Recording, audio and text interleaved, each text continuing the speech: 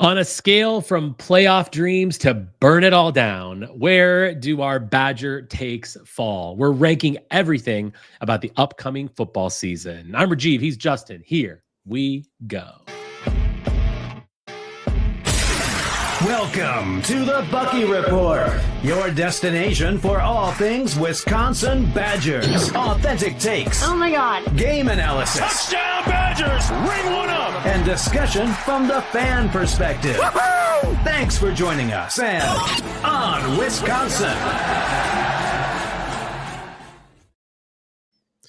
Welcome to the Bucky Report. We are your hosts, Rajeev and Justin, back together on a Sunday afternoon this time to talk about all things Wisconsin Badgers. Today's episode is all about confidence, how we feel heading into the upcoming football season. We're ranking it all, the coaching staff, each position group, and every game on the schedule. Think of it as a temperature check with a Badger twist. Whether you're listening live or later, perhaps on your morning commute, thanks for joining us. Let's settle in for a good show. Couple of quick reminders. We now have chapter markers in all of our shows. Well, actually, just last week's and moving forward. If you listen to it live, obviously you're not going to get those. But if you're a podcast listener, Spotify, Apple, wherever you listen to them, those also have chapters. So you can click ahead to things that you don't want to listen to. I try to be as specific as I can in the chapters, but they're all included now. So please utilize those if you want to. Again, thanks for all the support of the show. Justin, how you doing? Happy Sunday. How's that? I'm doing good, man. I'm ready to roll on this. I actually like this show idea. Yeah, so we're gonna do some confidence rankings today. So here's how it's gonna work. I'm gonna put some stuff up on the bottom of the screen as I have now in the last couple of weeks. All confidence rankings. We're gonna do out of 1 to 10. Okay, so sometimes we do percent, sometimes out of 5. We're doing 1 to 10. 10 being the highest confidence, 1 being the lowest. Of course. What is considered average? I guess. Yeah, I mean, I think is that 5 or are we playing 7 like a grading scale? I think it's a good question. I would say let's do average of like a 5 because I feel like that's most, this way we're looking at it holistically. Yeah, that might change a couple of mine here, but we'll see. So we'll do it because I'm always overestimating things. So we'll do it. Average of 5, 1 to 10. And then once we get through each kind of group, we'll kind of go back and look at sort of how things ranked up. I already got mine written down. I'll write Justin's down as he's given them to me. And then we will go from there. So we got a packed show. Let's get into it. We're going to start with the coaching staff. And of course, new offensive coordinator, Jeff Grimes. A lot of things to talk about with Jeff Grimes, I feel like, in kind of the way you think about his confidence. Where are you at with this? How confident are you that Jeff Grimes is bringing a system that's going to work here? Like, what's your confidence level in it? So there's two different ways I can look at this one. It's what do I view him as a coordinator, and what do I view him as how does he fit Wisconsin? It's all about Wisconsin here, I think. Yeah, in terms of how he fits Wisconsin, it's a 9 or a 10 to me. I actually think that he really fits realistically what I think is the type of offensive style that Wisconsin should be playing here, which is kind of like a more run-heavy Ohio State kind of scheme in a way. So there's the scheme that Ohio State runs, and then there's kind of how Grimes runs it. Grimes leans more towards the run side. Ohio State leans much more towards the pass-happy side. But there's some similarities there. I think he really fits what we want to do. I really trust him from the standpoint of being a guy who knows how to focus on the offensive line play, because we're not necessarily going to be a team that's going to really kill it on the perimeter with skill guys. So he's really good at kind of scheming some things and creating some things for the offense. It's kind of like what we loved about Paul Chryst' scheme back in 2010 and 2011 when it was electric. And for whatever reason, things changed when he came here and was the head coach. I don't know if he just had less time to focus on some of that stuff, but it feels like Grimes is kind of going to be that type of guy where you're going to look at it and be like, there's a lot of stuff here that he does that does not require top shelf talent to be effective. So you're saying that so the way I'm kind of looking at this is the confidence that they're going to basically have a good season, right? So you're thinking 9, okay? For Grimes. Okay, from that standpoint, I think he's a 9 or 10 as a fit. I think that if we're talking about how confident I feel about the offense this season, this upcoming season, correct? I would say 7. I think it's gonna surprise us a little bit offensively. Okay. Will Hannah said 8. Doozy 24. Great comment here. One time I trusted a new offensive coordinator. It didn't end well. Yeah. Yeah, we all know who you're talking about. There's some pretty huge differences. I will say philosophically, Grimes aligns much more with Fickle than what Longo did. Yeah, I mean, that's very clear. Like it's a very different situation. I know that, you know, you can say, okay, we had a new offensive coordinator in Longo. Everybody was hyping him up, but that was a big change to Wisconsin's core culture. Yeah. Grimes is kind of returning us back a little bit more to our core culture. I'm also at a 7 here with confidence with Grimes. I really do like what I'm hearing, what people have seen, what I've read about, what you've seen. I think that I feel pretty confident that he is going to really reset us and bring us back to a good place. I think the offense this year is going to be good, but not great. Like they're going to be able to show us some things where we look at them at times and we're like, man, they're really clicking. And then other times I think it's going to be a little disjointed. Yeah, being first year. Okay, Mike Tressel, defensive coordinator. I struggled with this one. This is one of those resets. The first number I wrote down was a 5, which basically is average. And I'm going to stick with that. I'm going to say 5 on this one because the players up front are better and stronger. And I also feel like there's a sense of pressure on Tressel now.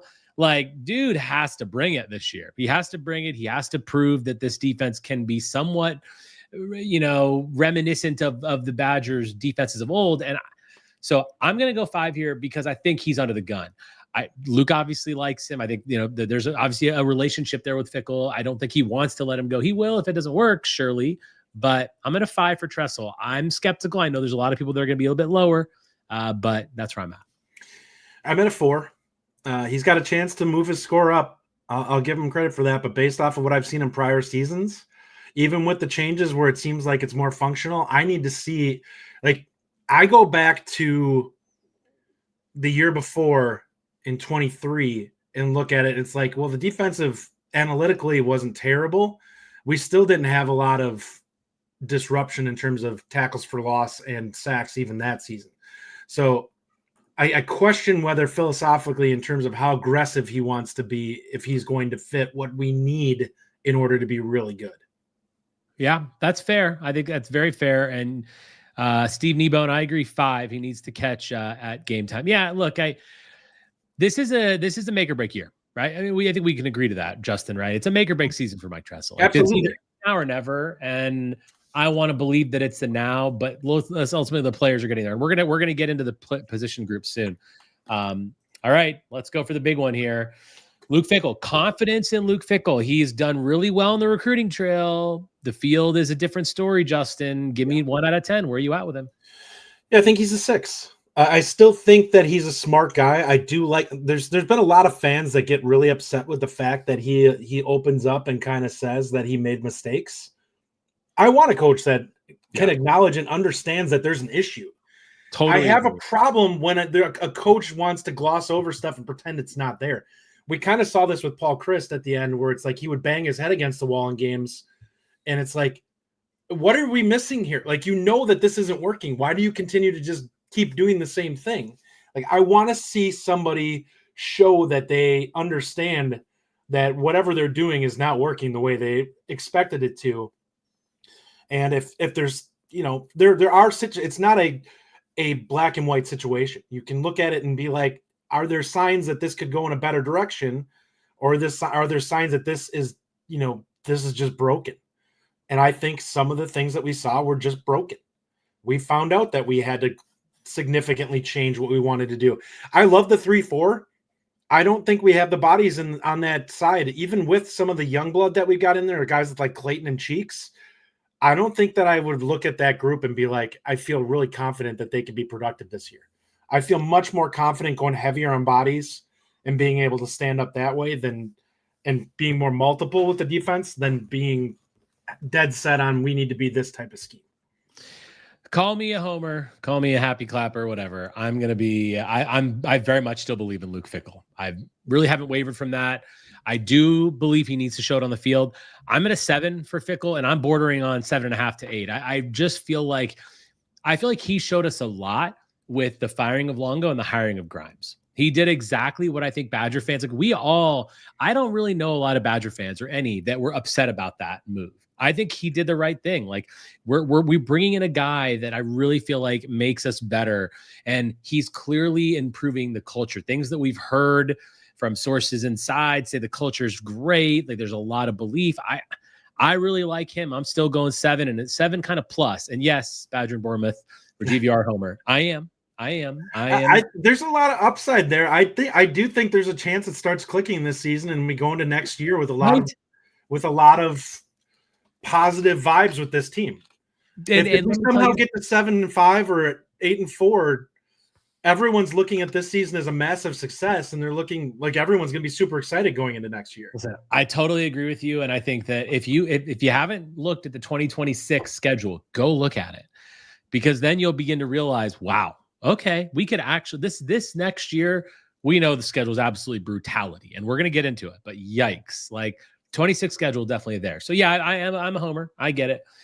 So I went 7-5-7. Justin, you went 7-4-6. So you're most confident in Grimes, then Fickle, and then Tressel. Okay, let's move on to positions here. We'll start at the top. So we're not going to do every single group, but we kind of group some together as well to kind of pass catchers and defensive front 7, etc.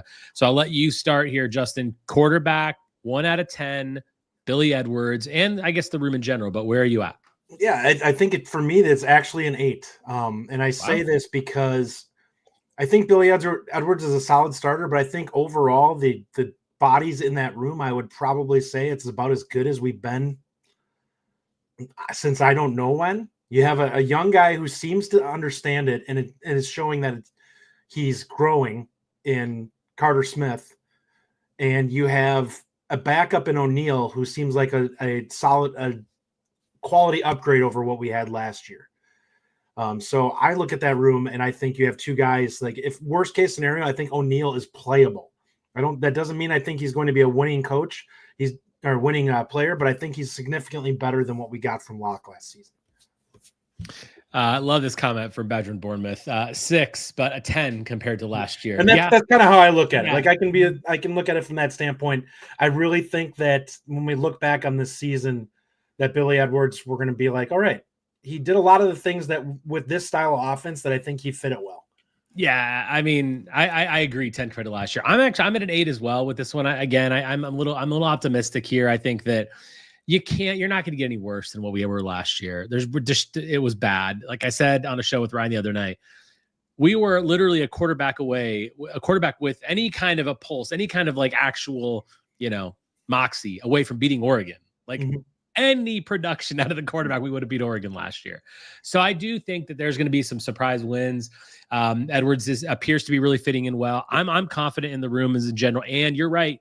The backup there, Danny O'Neal too. Like you have 2 guys that you were pretty confident in because we have had the injury bug the last couple of years with our starting quarterback.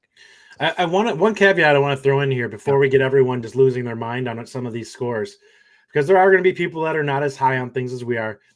This is not based on national perception. This is based on Wisconsin perception. When I say an 8, it's by Wisconsin standards that this is, I think, a pretty darn good quarterback room based off of what Wisconsin typically has. Yeah, I agree. I think you can always look at these things differently, and everyone's going to look at it differently. However, whatever your scores are, please put them in the comments. If you listen to this later, we want to hear them. But yeah, it's all relative, right? And I'm really looking at it from like the confidence that I have in this group to be successful next year, this upcoming season. And I do have an 8 with those guys. Yeah. Another one that's I think we're going to be pretty high on here. I'll go first. Running backs, 9 for me. The only thing that prevents me from going to a 10 is that I don't know how we're going to split the carries with these guys. And I don't know how the room's going to look and if someone's going to be unhappy about it or whatever. But as far as the production with Dylan Jones, Cade Giacomelli, Darian Dupree, whether it's a Tuca or Aker or whatever, like this group is going to be successful. And I think that them within themselves, now the running game in general, that obviously depends a lot on the offensive line and downfield blocking. But these running backs are, I think this stable of 3, I'd put it up against any room in the Big Ten. And I think that that's really where our running back room is. It's back to where it really belongs. 9 for me. Yeah, I think I'm probably saying I'm at about an 8.5. They got young guys. I need to see them prove that they're legitimate studs. I think they are, but I need to see it show up on the field a little bit more. But I think we have 3 really quality backs to throw out there. The question is somebody going to be a star? With regards to the rest, you're right. A lot of this is going to be hinging on the offensive line. So people, I think, need to understand that when we say this, we could think the running backs are really good, but if the line stinks in front of them, it won't matter. Like, they can only do so much if the line isn't good. So I will say that's the one caveat I have to the scores. I feel really good about the running backs. We'll see what that offensive line score is. Well, here it is. Justin, offensive line score. How confident are we this group's going to be successful? There is question marks now with the loss of Kevin Haywood. There's no doubt about that. Where are you at? So for me, I have 2 different scores here.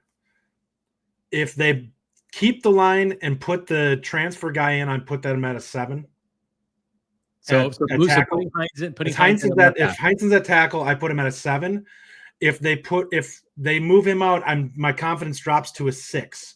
If they bump out Brunner out, because I'm like, now the interior of the line's a little bit in flux. I feel less confident about that interior. I felt like they were pretty set on the other 4 spots, and that made me feel pretty good about at least being quality at those spots. I'm a little bit worried about what happens if we have to juggle that a little bit, and does that affect the overall quality of the line? Yeah, that's interesting. So you're basically at a 6.5 with this. I'm kind of at a 5.5 to 6 on this one, just because it's crazy how one guy makes such a difference, but it does. It's the same thing if you look at if you're a baseball fan, one guy out of the lineup can really affect the lineup. Same kind of thing. Like, everything gets affected. If Brunner is switching out, which I'm not a fan of, and I've said this many times, I just don't like the fact that I'm sure Brunner is going to be a very effective tackle. If that's where he ends up, he's going to be good, but he's not going to be as good as Haywood would have been, just because he's not there. Well, the left side of the line had a chance to be dominant if he would have been out, that Haywood's out. Right. And whether it's Mandel, Benchwall, whatever is at left guard, that's now going to be an issue. And let's not forget, we have a center that is kind of injury prone, Justin. So it's not like Jake Renfro is going to play every game. And for the sake of that, Ryan Corey, it's his first offseason playing center. So you have him learning that position. I don't think he's probably been terrible in camp, but that doesn't mean I'm ready for him to be going out there taking snaps in a real game situation against a quality opponent. Which means there's a situation where, again, he's been injury prone throughout his career. If Jake Renfro gets hurt, you're looking at an interior of that line with Renfro with Corey in the middle, maybe Kadonko on one side and Benchwall or Mandel on the other. Like, that's your interior. Then Brunner and Malman. Like, it's Brunner needs to stay on the inside just for me. And I want that to happen. But I'm in a 5.5 and a 6 here. This has become this big question mark, because if Haywood's on the left and then Brunner's there and then Renfro's there, it's like, you're like, okay, I'm kind of happy with where we are, because there's one position, that right guard, that's like that flux changing, that you're a little concerned with. Now you've got sort of 2 or 3 that you're all of a sudden looking at. Yeah, from Badger Bournemouth, what is your guess that they'll do at left tackle? I think, honestly, the staff is hoping Heinzen comes in and shuts it down so they don't have to juggle things around. I think they're in their ideal world, they want as little movement as possible on the offensive line. I agree. I have heard that the Brunner thing might really be what the plan is. Yeah. I'm interested to learn more about it. I have some questions there. I don't know. We're going to see. But my guess also, I agree with you. My guess is that they will keep Brunner at guard and one of the new guys will go out. Badger Wormwood says left tackle is a problem. Will Hanna O-line 7. Kneebone 7 if Mandel is guard and Brunner at tackle. Okay, so he's a little higher, Steve, is if Brunner is a tackle. I get that. Will Hanna says the Big Hay, extremely talented, but was not a proven left tackle. True, but he did come into play a little bit last year, but his physical assets are insane. Yeah. And I just physical tools and mentality, he was going to be a dude. I can just tell you right now, Haywood would have been our best offensive lineman this season. Yeah. And that's what he will be. With Brunner and Renfro probably potentially being draft picks here, Haywood would have been our best guy. Yeah, 2026. Physically talented. 2026, he will be our best lineman. There's no doubt about that. Okay, pass catchers. So we're grouping this together. Overall pass catchers, your confidence going into the next year. I'm going to say 6 because other than Vinny, there's nobody that I know is going to give me top level production. I'd like to think Tretch is capable of it, but we've never seen him in full-time role. And Ballard, as impressive as he's been this spring, I need to see him do it in a real game before I can look at him and be like, this guy is going to just set the world afire. But I think there's ability there. It's just we need to see him do it in real time. Yeah, so I wrote down 7, but you've kind of convinced me to move it to a 6. But I'll stick with it. So Ballard obviously has been a pleasant surprise. You mentioned him.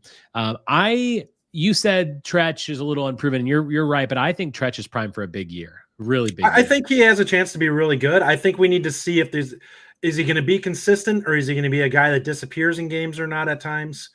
That's really what I need to find out with him. I think the reason I don't think he disappears is because of Jeff Grimes. I think Grimes is going to put him in a really good situation. And I think with the speed that Ballard has right now, you're looking at 2 bona fide boundary receivers, which, by the way, this team has not had in a long time. I think if Ballard, you're right, though, Ballard's unproven. If Ballard is that guy, this could be a really special unit. So I'm going to stick to 7, but I totally hear you on that. Let's hit tight ends first too. I think Ashcraft is going to be a solid player. I actually think we see a bump in production from that position. Acre too, like between the two of them, I think that there's going to be. It's not going to be anything special, but if you can get 30 catches between the two of them, it's better than we've had in the last several years. And I think that they will be able to contribute a catch here and there. That's going to be potentially some big plays during the course of the season. A first down here, first down there, when we really need it. I'm skeptical. Where do you think the new guy fits in? Do you feel like so Ashcraft, you think is obviously starting? I think Acre is a lock at the H-back. The H, yeah. I think it really is gonna come down to, it's probably Ashcraft is your starter, and Mason's gonna probably be your split out guy when you go 2 tight end sets. Yeah, I think at the end of the day, Mason is he did it at FCS. FCS is not the Big Ten, so we'll see. There's a chance Steck shows him up by the time we get going. Like I really like the way Steck moves as an athlete on the field. Yeah, there's a lot of things to like in that room in general, just from raw talent, but they need to definitely produce this year. Okay, let's move on to the defense. Let me actually get a few comments in here. Steve Kneebone says 7. Expect Eugene Hilton to contribute. Really good point. Eugene Hilton, obviously a guy that we've been super, super high on. Badger Bournemouth also agrees Hilton can make them better.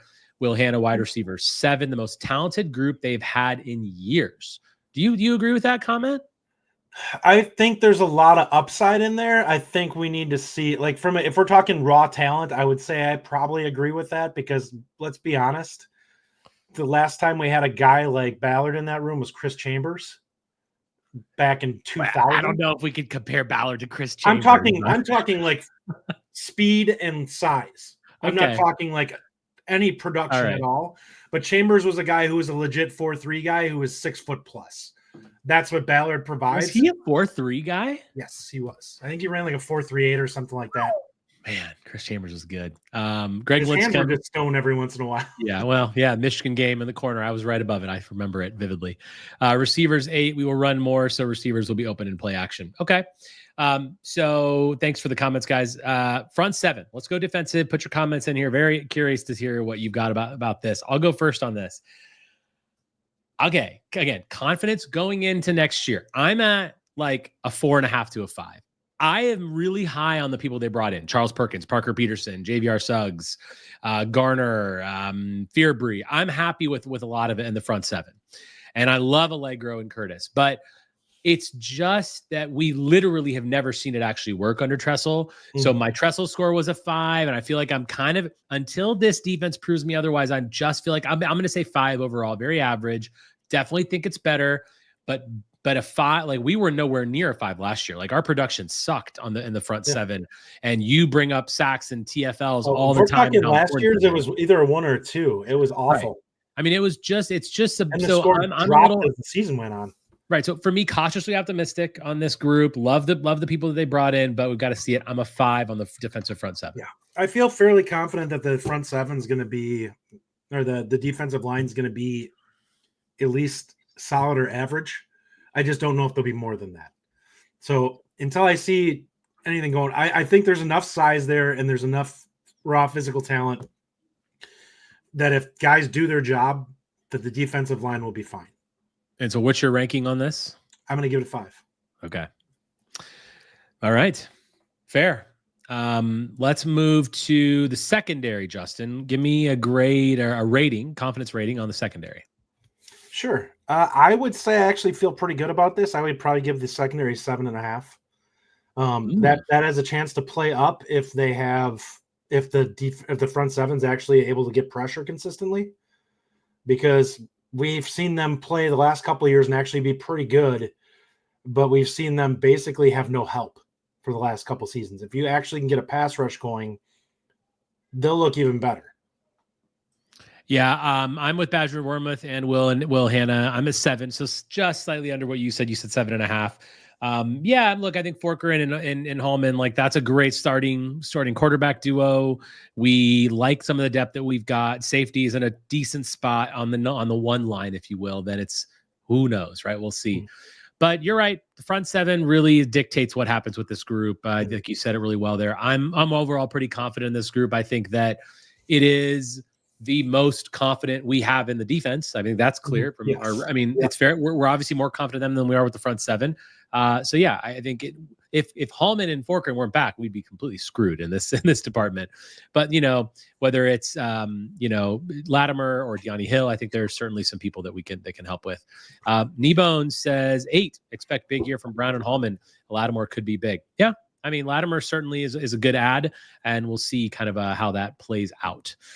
Okay, so just stopping there before we move on. Defensively, you were at a 7.5 and a 5. So for secondary in the front seven. Offensively, you were 8.5 on running backs and 8 on quarterbacks. And then you were kind of around the 6.5-ish for the other groups. So you're most confident in the running backs. Same for me. I'm most confident. I was a 9 on running backs. Then quarterbacks were 8. And then the pass catchers, I had a 7. So yeah, interesting to see how it all shakes out. Let's go on to special teams, Justin. I'll start here. Yeah, I'm really not confident in the special teams. Atticus Bertram's, I think, is fine, but can we split them? I give him like a 7.5. No, it's got to be everything. It's got to be coverage and everything. Look, I'm in a 5 or a 4.5 to 5 for special teams. I just want this unit to be good. I don't want to think about special teams. We need to be in a place where special teams doesn't affect the outcome of the game, other than in a positive way. And I know that's hard to do. It's really hard to do, but it's so important. Like, can we just be a better special teams play? I don't think we have a kicker yet. I don't think we're really going to be good at kicking. I'm at a 4.5 on special teams. So it sounds like Vakos actually had a pretty good camp, but I'm at a 5. Like, I need to see him be consistent. I will be honest. Some of these games against really tough teams this season, we may be in a game where a field goal could be the difference. And I'm scared to death of him in a high stress situation, kicking a field goal right now. Atticus Bertram's, I feel really good about him as our punter, but man, if we have a 37-yarder to win at Michigan or at Oregon or something like that this year, and he's out there, I'm scared to death that he's going to shank that kick. God, dude, the stress that you can feel in some of those kicks, man. You're right. You're so right. Badger Bournemouth, punting 10, everything else 4. Will Hannah special teams 5. Kneebone says 3 if lucky. Room confidence is low. Yeah, room confidence is low. There's no doubt about that. Okay, let's switch gears. We're gonna go through the schedule, but before that, we're gonna talk about the student section. This is a fun one. So, look, I was certainly. We need to be careful. They have more social media. It's fine. Look, I was a member of the student section for years, for 5 years, and I went to every single game, sat in the front row most times. So I think it has a really big impact on the game. Obviously, there's a lot of talk about what the university needs to do to improve the entrance experience, which I have many thoughts on, but we don't need to get into that today. And of course, them showing up on time and the leaving and staying, all that stuff. Give me an overall confidence rating that the student section is going to have an impact on the games this year in a positive way. I think some of the games that we look at this season that we have, they have potential to be a really plus aspect of it. Iowa would be the one that I would say is the biggest one. That's a game that the crowd could swing. So I absolutely think that if we get the environment that we had last year against teams like Oregon and Penn State, then yeah, they really brought it in those couple of games. if we get the level of play that we've seen some of the other times, maybe not so much. The energy, we've been to games before where it doesn't seem to be there. But I think that I actually think that there'll be a plus aspect for most of the season, especially if we don't crap the bed early in the season. Greg Linscomb says, "Can we make showing up on time part of their grade?" Yeah, they should. They should be graded on that. Yeah, so this is something that I just wanted to put on there because I do believe that there is a really big advantage that can be gained from this, and I think that the school is hopefully making some improvements to their entrance process, and they're gonna clean some things up. I know that they've done a lot of research and going to other schools and watching their games, seeing how other teams do it. I think pretty much everyone does it better than us, and part of the reason I think that is the slow entrance, like the single file nature of bringing everybody in. It's very slow and it's very methodical, and that is to me the reason that it takes so long. I think if you let everybody in some kind of a fashion, whether it's, I understand you gotta pack it in, and by third quarter it's full. So I get the need to have some orderly entrance to it, but it needs to be better. I'm fairly confident that I have heard there are some changes coming to this year, which is good. And I think that, with the schedule that we have and the teams that we're playing at home, that inherently, as you mentioned, like the Iowa game, that's really going to get the students up for it. So I'm fairly confident in the student section doing a pretty good job this year. But the students are listening to this. Make it a priority. I'm telling you, like, again, I can speak on this because I was that guy for 5 years. I was literally one of the first guys in the stadium every week, and I care a ton about atmosphere, and it matters a lot. Okay, so we'll go to the schedule now, and so we're gonna go down the schedule again. Give me your numbers from 1 to 10. We'll start Miami of Ohio, Justin. I'm at a 9.9 on this one. Actually, we'll do the first two in general. I'm at a 9.9 for Miami and Middle Tennessee State. I know we're going to win those games, but for me, it's about how we win them. I don't want to see some 35-24 grinder until late in the fourth quarter. Can we just step on these guys' throats and get it done? Mm-hmm. Can we show that Jeff Grimes is here to play? Billy Edwards, come out and make a statement. Because after that, we're going to Alabama. You got to make a statement. These two games matter. And it's really important that we actually get started off on the right foot. I'm at a 9.9. Very, very high confidence in these two games. Yeah, I'm at a 9 overall. It's splitting hairs with what you have it at, but yeah, I want to see quality play. It can't be, these games cannot be a ho-hum, let's just get it done. Because I think we've seen when we don't go out and dominate teams that we should, it kind of gives us an insight as to where the season's going to go. There's very few times that we don't go out and just dominate teams and have a good season. And there's very few times when we don't look really mediocre and look flawed during the course of the season. And one of the reasons that I think that I am so high on this is because of the change in offensive style. We're going to lean on our running game here. And I think that those guys are going to get punished. Like you can say, we can, obviously we've talked about the O-line. We still have Renfro and Brunner and Hallman on that line. Those guys are very experienced players who are going to open up holes. Brunner is going to open up holes. He is absolutely in the spring showcase that there was the offensive line looked good running the football. Like they were getting my perspective on Wisconsin is if the running game looks good when you're able to grab those 6 or 7 yard carries. Yep. And they were pretty consistently doing that in that. And I think that was because of quality blocking and not because the defensive line was bad. But because I didn't see the defensive line getting washed out when this was happening. So it was execution on the offensive side. I have more concern about the passing game being locked in than I do about whether we'll be able to run the football. And I think that pretty much, other than the big 4 games, most of the games we'll be able to actually run the ball with success. Yeah. I agree. And I think if there's, while I gave the offensive line a low confidence rating because of the fact that, we lost Kevin Haywood, if I was to list an assistant coach that I have the most confidence in, it's AJ Blazek, just because he's a dude. Mm-hmm. And so, yeah, man, I think him and Grimes are like, well, we're going to run the football and that's exciting for me. I'm pumped about it. Okay. At Alabama, Justin, at Alabama, confidence that we can win that game. Oh man, like 3. Wow. All right. Like, it's not that I don't think, like, there's so many aspects of that are problematic. They have the talent advantage. It's a home game. They have a very raucous very tough crowd there. Like, they're one of the schools that really shows up. I do think that they are a flawed team at this point. Like, they're not locked in with a quarterback. No returning. There's a lot of non-returning players that they are filling spots at that. And when I look at it and you see that they're not going to be starting a seasoned quarterback, you always have a chance. But it really will depend on how much we've come together for me to feel like we have a chance. I'm at a 1 on this game. Okay. I look and I said this the other night on a show with Ryan too. This is, to me, the hardest game of the season. I know people would disagree. They'll say Oregon or Ohio State. Ryan Williams is a receiver that right now would be an NFL, like not a Pro Bowl, but he'd be a top NFL guy right now. Yeah. He is a machine. We have nothing. We have no reason. We have no way to stop that man.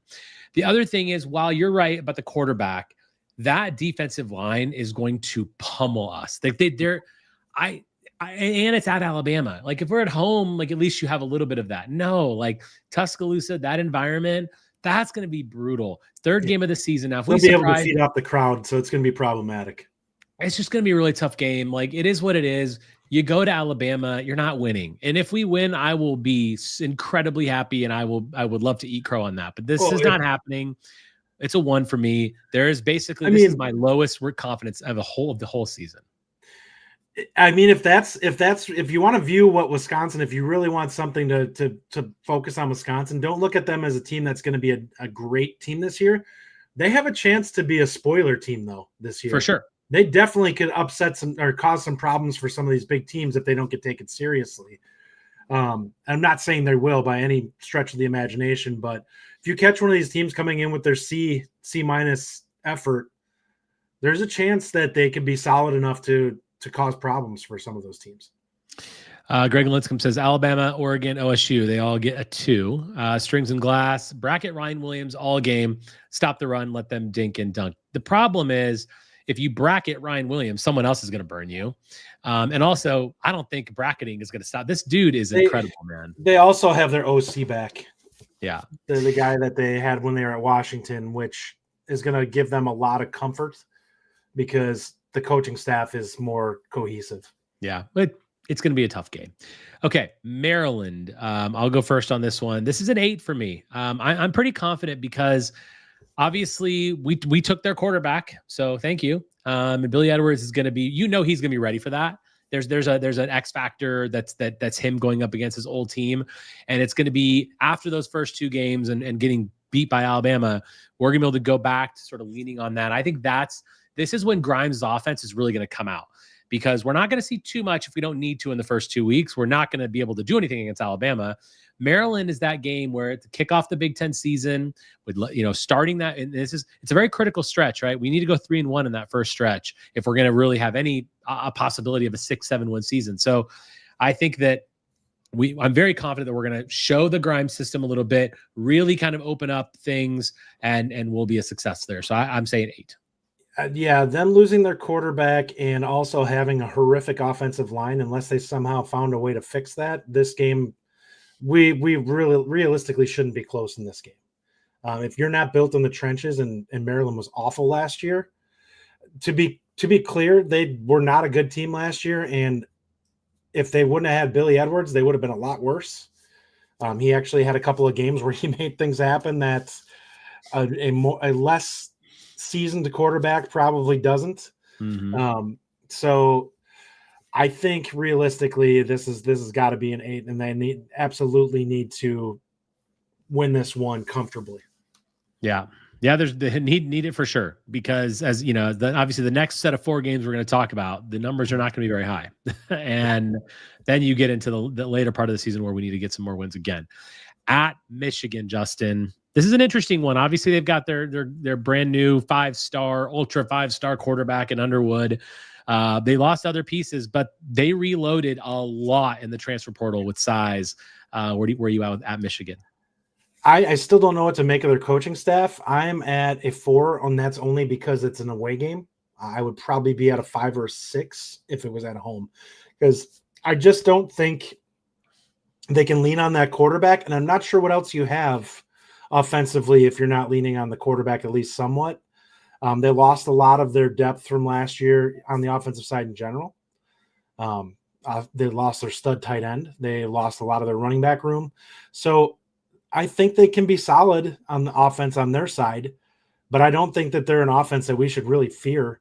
And we should be able to, if this defense isn't much improved, we should be able to cause them problems. I think so. I'm a 5 on this one, and spoiler alert for in a couple months when we do our full prediction show with Ryan and all that stuff. This is probably gonna be one I'm gonna mark down as a potential W. I don't know why. I feel like in this stretch in October, like obviously Iowa is in the next one. That's a home. I think that we have no chance beating Alabama, Oregon, Michigan, Ohio State. I think those are all losses guaranteed. But Michigan is that X factor game where I'm like, we might be able to get something done here, because when you have that sort of freshman 5-star phenom guy, it doesn't always click right away, right? He's not going to just be a star. Yeah. And with our defensive, he was bad in the spring game. Right. And our defensive front 7 getting better, I do think that there's an opportunity for us to make something happen. I will do a 5, but I understand that's a bit high, and you were a 4. Iowa, I'm going 6 here. I'm 6. I think this is going to be a difficult game for sure, and it's one of my more difficult games of the season. But they pummeled us 42-10 last year. There is clearly a message being sent. Like, you've heard it in interviews. People are talking about Iowa. They do 42 push-ups. Like, this is major locker. This is the measuring stick game, it feels like, for Fickle. And Fickle grinds everyone. I think this is that game. And this is, by the way, it's not official yet, but this is the game I think we're all going to be going to. Locked On Badgers, Bucky Report, we're all going to be there. It's going to be a big meetup. So the Iowa game. This is a big game. It's a massive game for Fickle in that we need to get back to winning some of these trophies. Like last year was brutal to lose all those trophy games. 42-10 drubbing. That's not going to happen this year. Also, they lost a lot of production in their running back in their backfield. They've lost some defensive players. I think we get them, and I think we get them good. But I'm going to say 6 because it's still a tough game. Yeah. You were a 6 on this as well. Or what's your number here? I was 6. All right. Okay. Ohio State. Where are we on Ohio State? So this is a couple of things here. It's a home game. So I'll give us that. But number one, I actually think Julian Sand is actually going to be the next great Ohio State quarterback. He scares me. He tore it up in their spring game. I think that they may come together on offense. I don't know what they'll be defensively, but they may be a team that we really struggle to defend this year. I would probably say, given it's a home game, it's probably a 3 to me. But this is a game that I'm pretty fearful of could be ugly. One of these games, I think Fickle's going to, I mean, we talk about, we're also going to, by the way, we're going to designate a trap game and a statement game after we're done with these, by the way. I think that one of these years he's going to get Ohio State, and he wants it, obviously, because we went there. This isn't that year. James Michelson says 1, Badger Bournemouth have a 2. And Will Hannah also has a 2. I'm at a 2 as well. I think that the home is the only reason it's a 2 from a 1. If it's at Ohio State, it's a 1 as well. I think that we're not going to win this game. Ohio State's really good. You can always strike lightning, which is why I'm at a 2. I think anything can happen potentially in the sport. So we could run the opening kickoff back like we've done in the past with these guys and surprise them, but we'll see. It is also in a very difficult stretch. Remember that we've got those opening 4 and a bye, and then we're in this middle 4 now, where we would have played Michigan and Iowa the 2 weeks before this. There's a chance they're really emotionally drained too, because a lot has been made of that Iowa game the week before, where they may be coming off a high from that, and emotionally that can kind of mess with you a little bit. Yeah, they're in a good spot from a quarterback perspective. Yeah, 2 for me here, no doubt about it. Okay. At Oregon, Justin, where are you at Oregon? I would say, honestly, that stadium is nuts. I don't know what to make of Oregon. I actually thought they had a lot more returning than they apparently do, for starters. I would probably put this at a 2. I just think that's going to be a really tough for us to go to the West Coast in a really, really crazy environment. And that's one of those games where we'd have to get on them early in order to make something happen and take the crowd out of it. Otherwise, it's going to be a game that we could really struggle in. I'm hoping to be at this game at Autzen Stadium. I'm excited to go up there and check that out. That being said, one of the hardest places to play in the country, along with Alabama, who's also on the schedule. Those are two of the toughest places to play. It's 1.5 for me. I mean, a little bit more confidence than Alabama, just because I don't think there's a 0 chance we beat Alabama. Oregon, they lost Dylan Gabriel. They are set at quarterback though, so I don't know. We're not going to win this game either. Dante Moore is not Dylan Gabriel, but he is a solid quarterback. He's very solid, and this is a brutal place for us to play. Like Oregon has. We don't, by the way, go back and look at our record in the last several years against Oregon. Like Oregon beats us all the time. And I hate it because I'm surrounded by Oregon people living in Las Vegas. And I don't like Oregon. And I really wish we could get them, but just tell them, say the name correctly. And that should offend them. Right. Mightily. Yeah. We'll say Oregon. There's no I sound for the O, people. There is, but that's fine. So we'll take, 1.5 for me. Clearly, Alabama, Oregon, Ohio State ain't going to happen, but we'll go from there. Okay, we have a bye week now, and now we go into the last 4. So 3-1 is critical in that first stretch, and then whatever we get out of the second stretch, hopefully we get Iowa at least. Badger and Bournemouth asked the question before we go into this last set. If we beat Michigan and Iowa, do you think we have a chance versus Ohio State? No, I don't, because Iowa and Ohio and Michigan are, in my opinion, beatable teams. Ohio State is not. We're just not on that level, especially a battle of attrition. Like we also have a question mark at offensive line. Now, maybe Kadonko and Mandel and those guys are playing amazing and we're better than we think. Those defensive lines are really going to hurt us, especially Ohio State's. I don't think that's a winnable game. Greg Lincecum asks, if we lose the previous 3 weeks, can we forfeit 2-0? Well, we'll see. I'm just going to be honest. I think Michigan and Ohio State, you could play really well and win those 2 games, and you could be worn down going into Ohio State and just get beat up, because those games are not going to be like, that's the underlying problem with all of this, is the level of physicality we're going to see 4 straight weeks is off the charts. God, it's a brutal stretch, man. October as a Badger fan is going to be a very tough month. Let's just put it up, get it out there now. Like, it's going to be a really tough month for us as Badger fans. Hopefully the Iowa game is a nice, pleasant, uplifting time though, since we're going to be there. Okay. Washington at home, Justin. Where are we at? Washington at home. I think I'm at a 6.5 on this. I really think down the stretch, if this team can keep itself together and stay tight as a team, I think they could finish strong. And I think that this is a game where Washington's still one of those teams that's trying to rebuild itself into the Big Ten mold to be able to handle all the trenches. We could be in a better spot from a physicality and size standpoint to be able to handle them late in the season here. So I'm at a 7 for Washington. Think very similar to the Maryland game. I just feel like this is what you brought in Grimes for, to be able to beat some of these lesser teams where Longo struggled because his offense wasn't working. Everything. And I think that this is where we can, because I said many times that this higher and this team has raised its floor. These are the kinds of games that when you have a higher floor, you beat these teams. You beat the Marylands, you beat the Washingtons when you're playing them at home. So I'm at a 7 there. Okay, at Indiana. Normally, this isn't a tough game, but now all of a sudden Indiana is a football powerhouse according to people. So whatever. Where are you at with this? I'll go first on this one. I'm at a 5.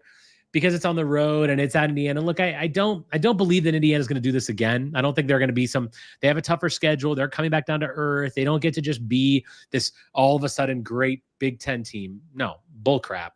But that being said, they've got a good quarterback in Mendoza that we wanted for a little bit too. And let's face it, they have spent money in NIL. They're going to have athletes there. It is on the road. I'm going to say 5, but I do think we can win that game. I would say I was going to go 6.5 until I thought again about Mendoza. I'm at a 6. Okay. I actually think we win this game. I actually think we will be deeper and better than them. They flushed out a lot of the players that were big time production for them last year. I don't think that he can rebuild that quickly. Like, it's not that easy to just go to the portal and plug and play guys. People keep thinking it is. They don't seem to understand the bulk of the guys that he brought in last year from the portal were from his prior destination where the culture had already been built. So I just think that he struggles a little bit with getting this new group to kind of conform to what he wants and having them, get things done. That doesn't mean they'll be terrible, but I do think we'll be better than them. Well, I mean, I hope you're right. I would love to see this be a victory because, that this last 4, that's an important stretch. Like if we go 3-1 in the first stretch and we go 3-1 in this stretch, that's 6 and 2. That's 6 games to win. At worst, we could win against Iowa. Now all of a sudden we're a 7-win team. Mm-hmm. You never know.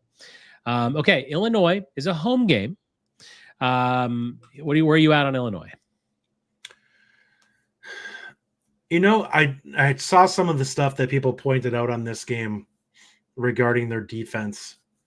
And I know, having watched them play Kansas last year, that they're very gettable even last year on the defense, against the run.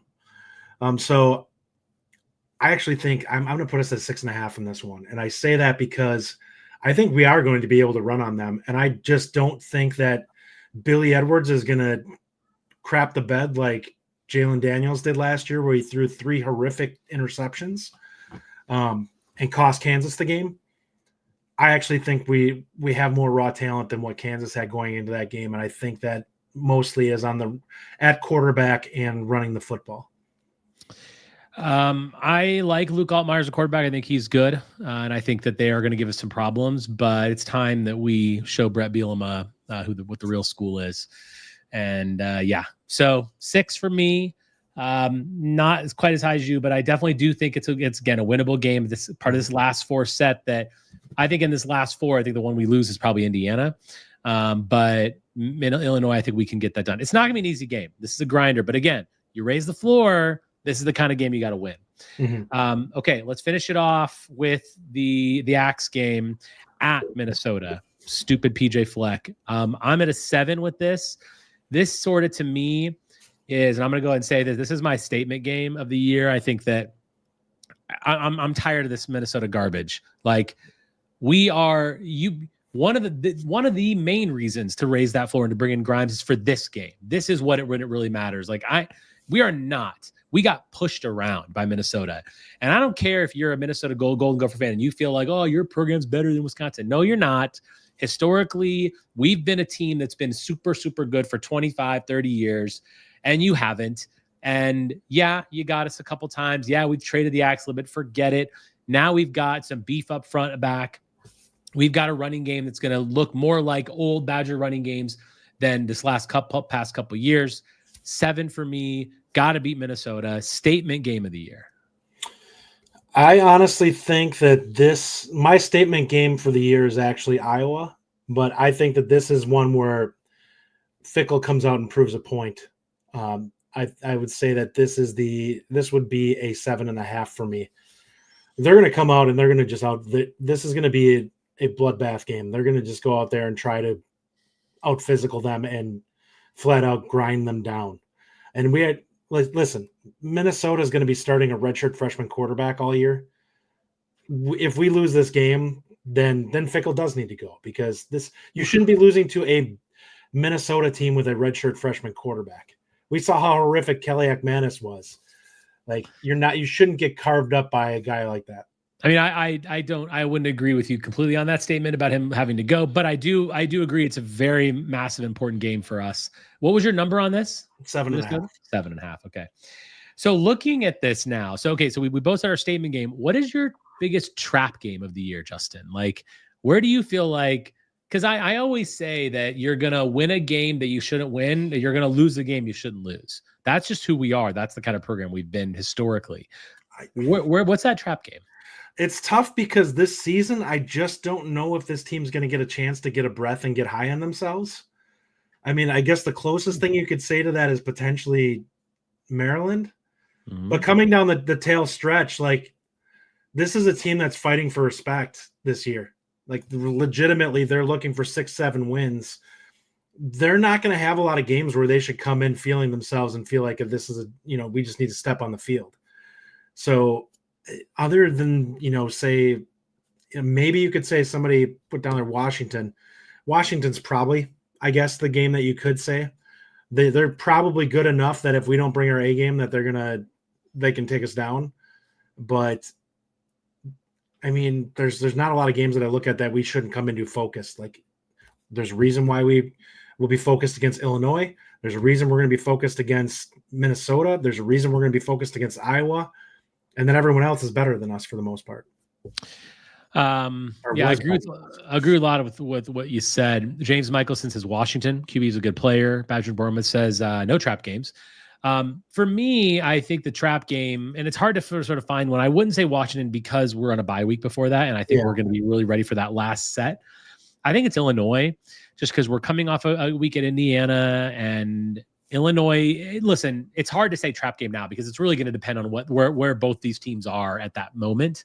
But looking ahead of the schedule, just very, sort of pie in the sky type things. It's to me, it's Illinois. I think that's one of those games where we are going to need to win that. Greg Linska made a point earlier that Minnesota might be our bowl eligible game. That's another thing. Like these last couple games, we could be in a situation where we need to be bowl eligible. Yeah. Now, looking at our confidence rankings, and I wrote down all of yours. You're at like us, like me. We're both basically going to win those first two games.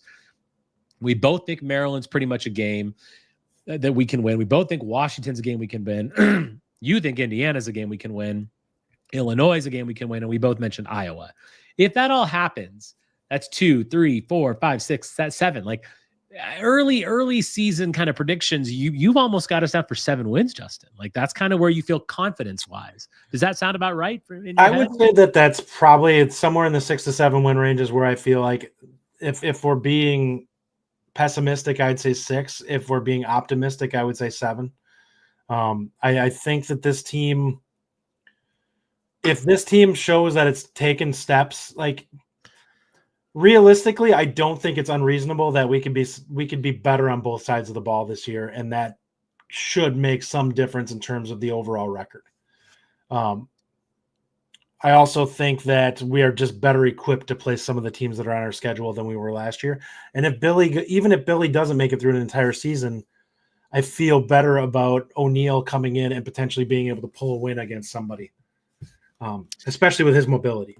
That's the one takeaway I had from that spring showcase was he can really move. And if somebody gets a free runner comes up the middle on him and he can get the edge, he could run 15, 20 yards, no problem. Like he's definitely got some juice. Mm-hmm. Brian Strutz, good comment here. My overall thought on everything. If we had a decent QB last year, you beat Oregon and probably Penn State. You make a bowl game, and this year we are better, especially with 2 competent QBs. Yeah, I mean we were a quarterback away from beating Oregon. There is no doubt about that. And Penn State, we were obviously there. Justin and I and Ryan were there. That also was a game that that interception that locked through is just one of the worst throws I think I've ever seen. I'll never forget that, man. We were literally right behind that play, and we're all like, and I said, "Don't throw it," and then he threw. He literally threw it. We're like, no, I'm like, I can see this. Why can't he? Yikes! Just bad. So I think we should be better, obviously, with the better quarterback, but the schedule's tough. Look, I can definitely see a way where we get to 5 wins. I could also see where we get to 7, potentially even 8. That's really, really looking at the positive side of things. But a good show, a lot of fun confidence ratings. I love this kind of stuff, and we're going to keep doing this. We're going to keep doing interesting shows throughout the summer. We're going to talk a little basketball coming up soon, too, to kind of see how that team's going to round out. Justin, final thoughts before we end the show today. Yeah, a lot to look forward to this season. I do think we'll see some growth. I do think that this team has a chance to finally make us feel a little bit better about the program, and I'm looking forward to that. There's a lot of things that I think will make more sense. The offense, I think, is going to give us some reasons for optimism, if not flat out look really good at times. So I am very excited to see where this goes. I'm frustrated that we have, 2.5 months now before we actually get to even get rolling again. So it's going to be a long summer. Yes, it is. Yep. Summer isn't even started yet, and I'm already waiting for it to go by, and then I'm going to be angry when I'll be happy college football's back, but angry that the summer's gone. Our college football, our confidence certainly suggests that we could have a decent year, but we're going to see how all this shakes out. And yeah, we've got a lot of preview stuff coming up, obviously in the next couple months as we look forward to our next upcoming football season. With that, thanks for listening. Thanks for watching, all for the support of the show. Again, we have chapter markers now that you will see right after this show on the podcast as well. Even on Spotify, Apple Podcasts, they're all there for you. And with that, we will see you next week on Wisconsin. On Wisconsin.